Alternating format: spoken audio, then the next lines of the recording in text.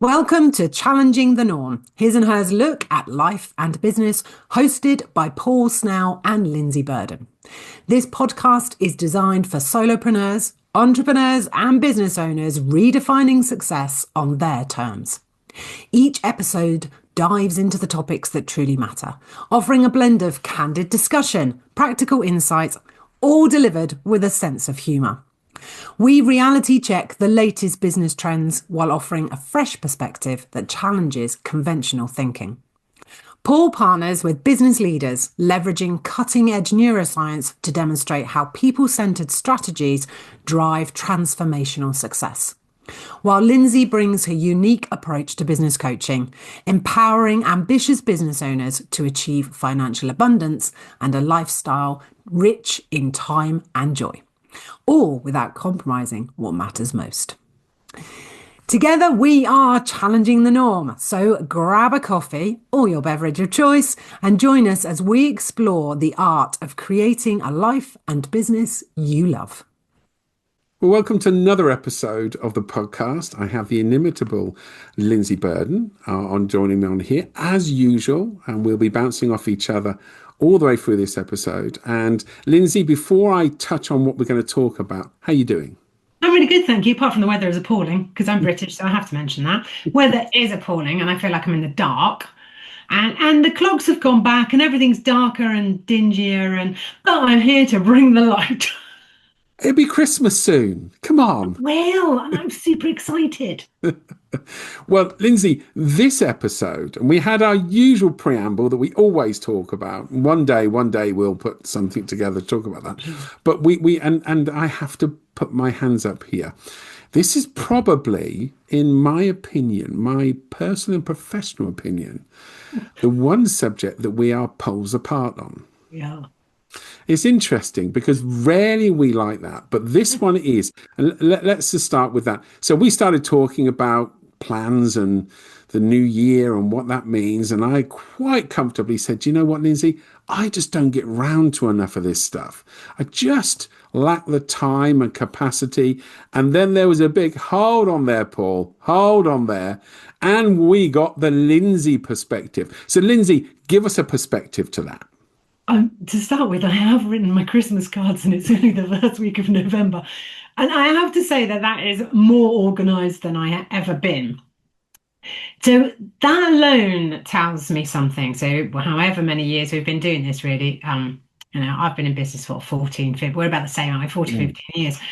And I have got more and more organised. And I think more and more organised comes from recognising that ad hoc by the seat of my pants and having a sort of a 10-page business plan, would get me money from the bank, but I'm never going to look at it again. Wasn't what I needed. And it's taken me a really long time to get to a point where I feel that I'm in control of the business rather than it's in control of me. Throw in a couple of teenagers, like you say, it's Christmas coming. I have my son's birthday in the end of October, my daughter's birthday at the end of November, some other birthdays in between. I mean, it's a really busy time, and Christmas is coming, as you pointed out. So for me, I think it's a number of things. I have chosen to be more organised because by choosing to be more organised, I get to put my feet up over Christmas and get some time back. Oh. You see, I'm already feeling that I'm about to learn a lot of stuff. I listen, it's interesting you talk about you get the rest over Christmas. I don't. I actually go into Christmas going, let's have a good Christmas Day and Boxing Day, and then we'll be hitting the laptop hard on the day after Boxing Day. But I can't help but go, maybe if I actually spent a bit more time on this stuff, I might have some quiet period over the Christmas. So I am putting my hands up here and saying, on this occasion, his and hers view is definitely not, I'm not so strong or not so convinced my one is that good. But we're running with it, Lindsey, because I know from evidence... You don't know how to do it any other way. Well, so you're going to stick with it. Well, I'm clearly from the evidence that presented itself, the organisation thing works way better than perhaps my approach. So I am glad we're talking about this because it is important. There are parts to this, and we can, joking aside of having the time, and we can all talk about how much time we have, it's how we use it. But joking apart, it makes a big difference, doesn't it? Honestly. It really does. And I'm slightly intrigued.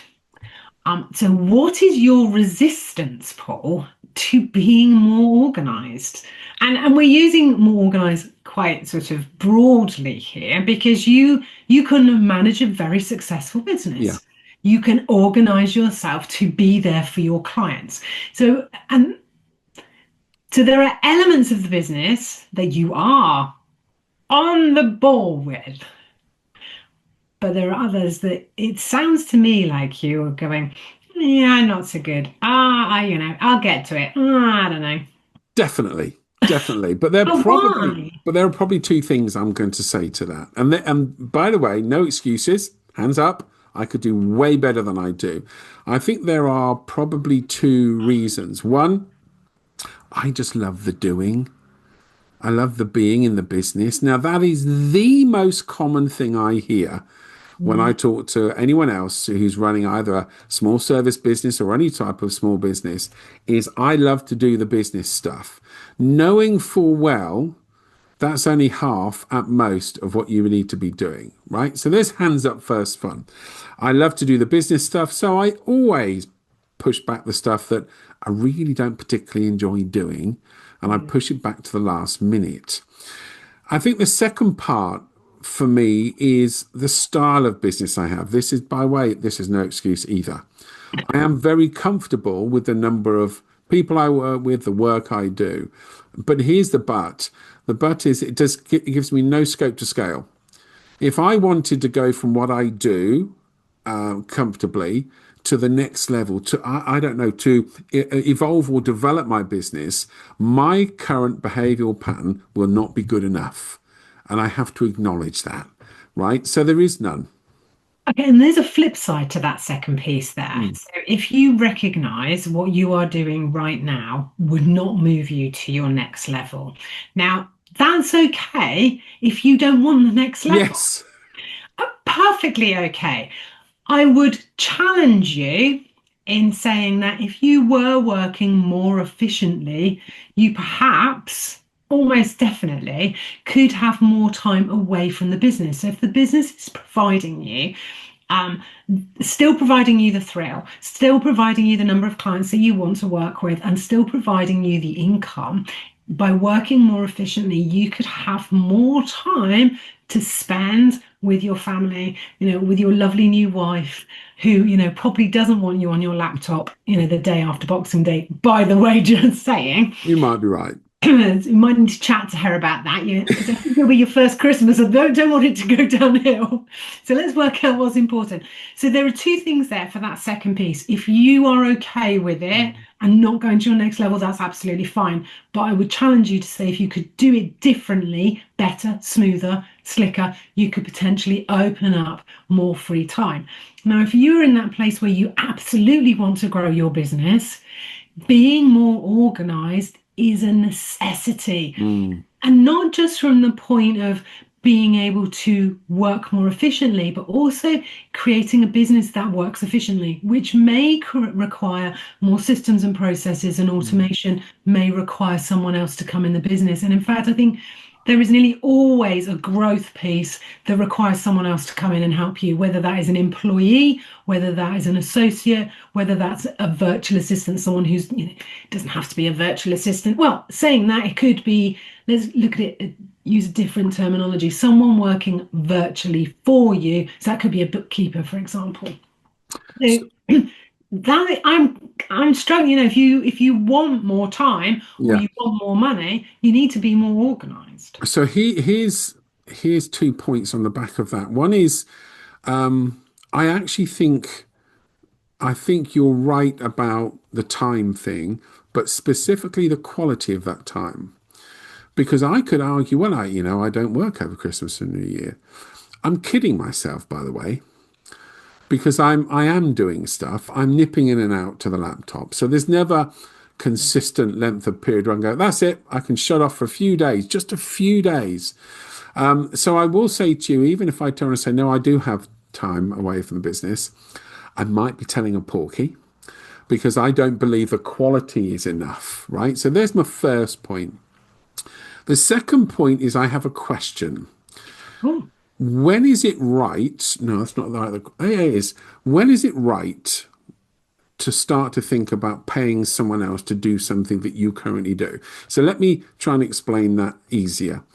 I've always believed that when the cost of paying someone to do a function, such as bookkeeping, is less than the benefit of you spending an hour or whatever it is on your business to generate income, that's when there's a tipping point into you need to start paying for people to come and do some work, right? In your opinion, how important is it? You're sitting there with your income and you're going, right, it's okay. I'm earning more than I need to earn.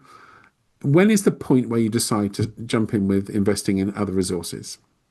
unfortunately, there is no easy answer to this. And I have a client who we're having that very discussion at the moment. They're not quite ready. Can they afford this? Would it be better to buy this? And we're going around, and they already employ, so it becomes less of a fear factor. It's going, what do we need? How do we need? Do we wait till the income reaches the point where we can afford them? So there's all sorts of different ways of looking at it, and there is no easy answer. And that said, I know in my business it didn't grow until that point, as I got someone, and I've shared this story before, and I waved goodbye because they came to my house for a meeting, and I waved goodbye to them, and I thought, I have no idea how I'm going to pay you, and none whatsoever, none whatsoever. Followed by, I'm not even really sure what I'm going to give you, because by then I was like, I'd kind of made the decision I needed to get some time back for myself, but I wasn't sure how I was going to do that. And let's face it, nobody can do it as well as I can. So how on earth was I going to give it to anybody? Which, by the way, is the biggest reason people don't outsource, because somebody else can't do it as well as they can. And by the way, they can sometimes do it better, and certainly can do it faster. So I remember that piece, and interestingly, I've been going through my period of reflection and planning, and where do I want to be? And I'm like, okay, so if I want to go the next place, I need time. So I'm doing exactly that same thing. Okay, so what do I need to do? And some of it is looking at the business and seeing where you can streamline, where you can automate, where you can just make it smoother. And there is always room in your business for that to happen. And in fact, I would recommend you make that an annual thing. Always look for where you can smooth it out. And because you will definitely save time, and you will definitely save money. So that is something everyone should do on an annual basis anyway. But what I'm trying to look at now is going, okay, what am I doing that I really like doing? Yes. And not necessarily should be doing. And that's a tough one. What could be outsourced? Because I'm not the right person to do it, and actually it's just, it's eating up my time. So asking yourself, where am I losing time? What's eating my time? And there's certainly some pieces of that puzzle that are coming together for me at the moment. The other thing I would say, and because there is no right time, and when you tell someone to invest, like, well, you just need to spend money. That's really scary, particularly in those early years, and particularly if you're a smaller business. Particularly, Paul and you and I have talked about this, the risk level that you're willing to put up. And actually, if your income is X and you're the main breadwinner, you might go, I don't know if I can do that. So there's a lot of pieces of the puzzle to think about. But the other area I always look at is, where am I spending time and I'm getting no return? Yeah. So there are two things there. Am I getting no return because I'm not doing it very well, because I'm spreading myself so thinly? So could someone else do it better for me and I could see a return? Or am I just doing a lot of content marketing? Yeah. That's always mine. What am I doing? Right, it's time to strip it back. And every year I do the same thing. I have to strip it back. So it makes perfect sense. And of course, in my head, I'm going, yep. But so is trust an issue? When it comes to outsourcing or, moving stuff away from what you're doing, how much of an issue have you either experienced or come across where trust is an issue? In other words, I'll give you an example. I have no problem with a bookkeeper doing my books. None whatsoever. If you were to say to me, Paul, outsource your content marketing, for want of an argument, and I know I don't particularly enjoy it, but it's about me. It's about my flavor, my style. How do you get over that? trust is massive. I mean, how many times you and I are both in an industry where trust is huge. Somebody absolutely has to trust us to work with us.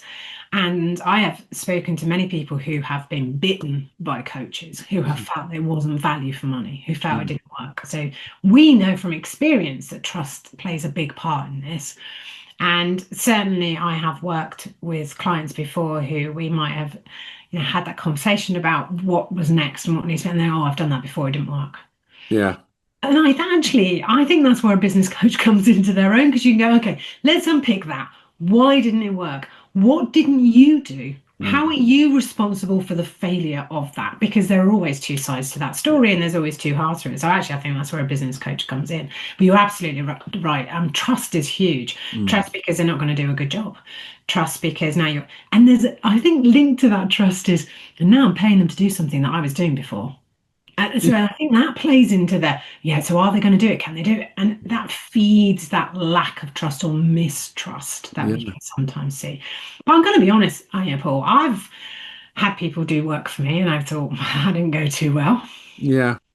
Because we're always going to meet people that perhaps, for what I can think of right at the beginning, cost, I spent a lot of money on trying to get some advertising right on Facebook. It wasn't the person's fault who was doing the adverts. The lead magnet wasn't right. There was a ton of things that weren't right, but it cost me over £1,000 to learn that. So then that taints you a little bit, and you're like, oh, really? Yeah, but there's a reality though, isn't there, Lindsay? I mean, it would be lovely if we could make risk-free decisions. Oh, yeah. But there aren't any. It doesn't matter what there is. There are no risk-free decisions. There's no risk-free decision to insure your car and think that's all covered. So when it comes to business, when it comes to investing in your business, whether that's outsourcing a service, whether that's learning something new, right? All those things come with a risk. So I do want to say that we would love to turn around and be clear that don't worry if you just decide this. If this is a magical formula that will always guarantee you a successful outcome, it doesn't exist. So you do have to have a reasonably pragmatic mindset that says you might, in fact, you probably may have times where you go, that wasn't a great investment, but you don't know what you don't know, and you need to move forward. And you need to learn from it. In fact, today I have been writing various pieces of content, including my weekly newsletter. And I'm using my daughter as an example. So my daughter is presently doing her mock exams. So for anyone not in the UK, the schools get them to do a number of exams. So it's exam conditions. So it's for her big exams next year, which she'll take May, June time, I think. But she will continue to do these mock exams. I think they do one. I think they do another 2 next year. So, and this is their second lot, I think, already. Their practice, they're practicing, they're learning, they're finding their gaps in their learning. Okay, well, I didn't do well on that question, so I need to really read up on that piece in history that I'm lacking there. It's an opportunity to learn, to develop their skill, and to get them to a place where they are the best that they can be the day they sit down for their GCSE. And I think it's absolutely brilliant. I so wish they'd done it when I was at school. I might have actually got some O levels, which is what they were in those days. But I've linked it back to business because I just think that when we have a plan, it's that opportunity to try more things. If we don't open ourselves up to giving things a go, to trying it out, to see if it works, to learn from it, to spot the gaps, we just focus on the outcome, which is I need more money, I need new clients, or whatever that is. I mean, just sitting there, possibly doing the same old thing because that's our comfort zone, possibly holding ourselves staying small because that's easier, but really frustrated because we're not doing what we want to do and we're not growing our business, or we're not creating more time in our business if that's what we want. So I think these mocks is just a brilliant analogy for us in business, that we really need to give ourselves the chance to make mistakes, the chance to learn, the chance to try new stuff. And I think it allows them, thinking about my daughter and doing her mocks and how that relates to business. I think if you can see it in that way, you'll be a bit braver. You go, do you know what? I don't want to be all over Facebook. I don't. I don't want to do that anymore. So, and I'm playing with these ideas at the moment. Why am I even there? I'm not showing up. So actually, why am I there? And because that's one place I don't have to be, gives me some time back. So it's about being brave and brave enough to play with some of these ideas and to know that it will move you towards your outcome one way or another, either deliberately and consciously and perfectly, unlikely perfectly, but move you towards it. Or it will provide you with the learnings and the opportunities and the possibilities that will still move you towards your outcome. That's the key for me. The latter point is the key for me. Whatever the outcome, you will have learnings from that. And it could be learnings, this was the best thing ever. Look what amazing thing it's done for my business. Or it might be, actually, that's not for me. That's either that task isn't for me because I'm not good enough or I don't want to do it. Or that might be, as you just described about Facebook, I don't really want to be that place. So therefore I can go, yeah, cut it away. That's a really good point though, isn't it? And we'll come on to planning in a bit, but it's a really good point. I think we also have to be brave to make big decisions. So if being on Facebook really isn't for you, then stop. Because the reality is, you talked about, well, I'm not showing up. That can actually have a detrimental effect. Yeah. Oh, Lindsey never shows up. So what's that all about as a reputation? So I do like this idea that whatever happens, you learn. Whatever happens, and make some decisions on the back of your learnings. Doing the same thing over and over. We know the quote for that, don't we? First sign of madness, same result over and over. Yeah. And so I think make decisions, learn these things, learn these lessons, whatever they might be, and go, I've learned from that. It's probably one of the biggest things my kids are growing up that I wanted to teach them, that there are consequences to a decision, sometimes good, sometimes bad. Your job is to go, what do I learn from that? Yeah, absolutely. So you don't continually make them again. Yeah, it's so true, isn't it? What I would say is having a plan to follow. It is easier to spot the learnings, to see the learnings, and it will ensure that you're always heading in the same direction. And I have worked with a client, and we built her business to so close to 6 figures, she could taste it. I always used to say she could stick her tongue out. That first year that she almost hit 6 figures, I think she was £800 off it. Wow. What else can we invoice? Where can we get to? And we got there, and a little time after that, she decided that, she said, I don't think this business model's for me. I don't think this is for me. And this is really hard work. And we had to engineer it back. And in engineering it back, again, with a plan, she has built another business, or another version of that business that feels more connected, that feels aligned, that feels better. And guess what's happening? She's moving back towards her 6 figures. Yeah. So a plan really does help you to stay on track to a destination. And because it's your business, you can change the destination. And I think that's why people don't like planning. So right now, this is my favorite time of the year, Paul. I have got strategy documents coming out of my ears, and I like to go back to them and go, right, I did that one, so I need to look at that one. And I need, right, have I got all those marketing actions, and is it all working? And do I need to draw back? And what's it going to look like? And it just excites me so much, because that tells me where I'm going. Yeah. That gives me something to track against. That provides me with the opportunity to make my 90-day plans, which keeps me on track no matter what. And that is I've been doing this for the last 3-4 years. Prior to that, momentum was hard. Yeah. Yeah. And by the way, that is something we have in common. I am a fan of a 90-day plan. I do have a 90-day plan. Doesn't always mean I'm very efficient with that 90-day plan. And I like this. And it, often action is all about perspective, right? If we were to turn around and go, you're going to need to do 10 sales calls today, I'll almost guarantee most people go, really? But if you were to be able to frame it differently, to say you have 10 opportunities to chat to someone you've never spoken to before, and you're going to find out about them, they're going to find out about you, and that might go somewhere, might not. But what a great opportunity to connect with people. That's a very different way of looking at sales calls, for example. Yeah. So I think from a planning perspective, I do my 90-day, you do your 90-day. And I think you've said the same. Mine is a very simple document. I don't overcomplicate it. I have clear objectives and clear steps. We all know the rules around good plans. Break down objectives into steps and take the steps one by one. So going back to the point we were discussing, you can have a wonderful little plan. And I'm sure if anyone's really interested in that, they can ping you, Lindsay, and jump on an exploration call. I love a planning call. Well, absolutely, I'm sure you do.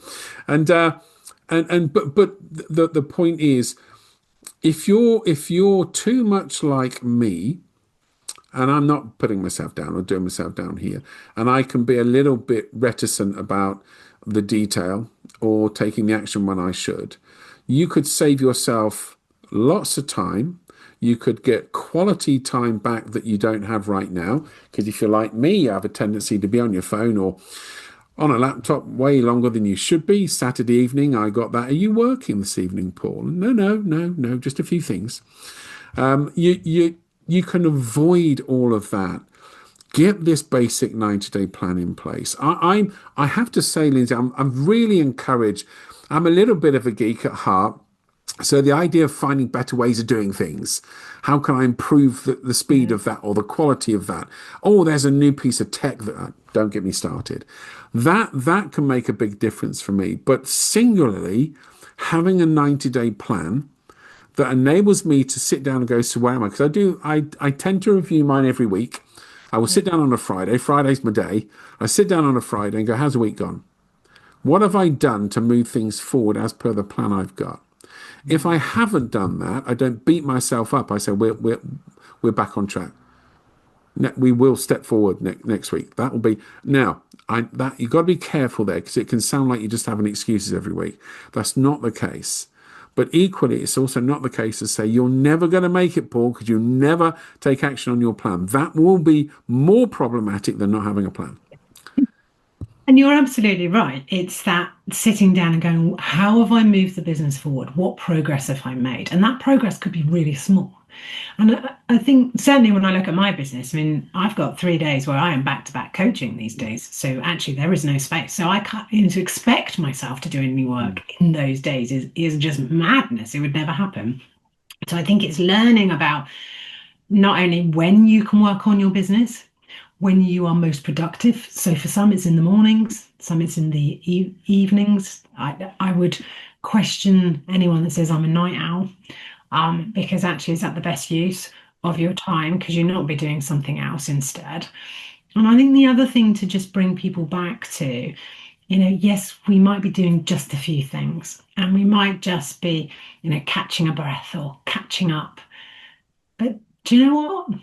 Wouldn't you rather be doing just a few things with the people that you loved, or just catching up with, phoning your Aunt Mavis in Canada who's 103? No, I really do have an Aunt Mavis in Canada who's 103. Wouldn't that be better use of my time? Or getting her present ready to get in the post so she gets it this Christmas. Yeah. There are so many things that we could just be doing, or doing those few things that would make a difference to our lives, because our businesses will be there tomorrow. Yeah. And I really want people to hear that. I can't say enough how liberating it is, because one of the risks in going into business for yourself is you end up thinking, I can't do this because all I'm doing is working on this business every day, every single day, and at the weekend. You cannot. And my suggestion is, if ever you get to a point, just like maybe like your client you've described, if you ever get to a point you're going, I don't think this is for me. Don't do that until you've got the plan, taking some action, looked at way forward, move the bit. Then at least you're coming from a place of knowledge and experience. Yeah. But to run around a wee bit like I used to have the tendency to do a lot, which is headless chicken stuff, and then saying, I don't have any time for this. That is not coming from that place. That is not, we talk about making good decisions. It's not a good decision to make anything on the back of that. So make the plan, and I'm keeping this really simple, and I know it might not always be that simple, but make the plan, 90-day plan, commit to taking the action, commit to reviewing the action you've taken, at the end of that, you're able to reflect and go, was this the right thing to do? Yeah. And I would add to that, Paul, and I've written loads of blogs about 90-day plans because I am absolutely massive fan, because it has been business changing for me. Yeah. But it didn't happen overnight. I didn't write my first 90-day plan and go, whoa, I made real progress, because I think I went, whoa, I've made no progress. Why wasn't I committing? Whoa. And I've seen 90-day plans where my clients have done them for the first time and I've gone, whoa, there's enough on there for a whole year. We need to work this. It takes time. It is a technique that you will develop over time, and it will get easier and it will get better. And there's a high chance, like mine, you will put less and less on it every single time you do it. Now, what a great way to come to the end of this one, because once again, and we could talk forever, but we've reached that point. What a great way to finish. I love this subject, because it is close to my heart, because I too sometimes wrestle with that, as I've openly put my hands up too early on in this episode. But I do find it, I've seen it way too many times, how impactful it is, with very little effort to get it to get that plan in place. And we're not talking about sitting down and analyzing a forecast cash flow to the point and where interest rates come. We're not talking about that. We're talking about keep it basic, keep it right for your business. And I think that's a big point. It's got to be right for your business. As you said, you won't get it right necessarily first time, because there are a million places for people to go, here's a template for 90-day business plan. And they don't know your business. So you will have to refine it for your business. Yeah. But make that change. Of all things that we talk about, it's probably the least painful with the most impact. Yeah, I absolutely agree with you. The other thing I would add to that is I always make sure that my 90-day plan fits on an A4 piece of paper. Perfect. Because then I can print it and it's on my desk. Perfect. My top tip for the day. But yeah, it does take time. You're absolutely right. And I have a template that I do share with my clients, but then we make it their own. Yeah. Because there are so many ways we can do that. It's just to get people started, because you're absolutely right. A template, by Mr. X over here will be no good for Miss B down here. It just, it's just madness. We're just, again, trying to fit these businesses into these boxes, and it doesn't work. I have absolutely loved this subject, and I could talk more and more about it, as I think you can. It's been great. It certainly has. And we'll see you on the next episode. Absolutely.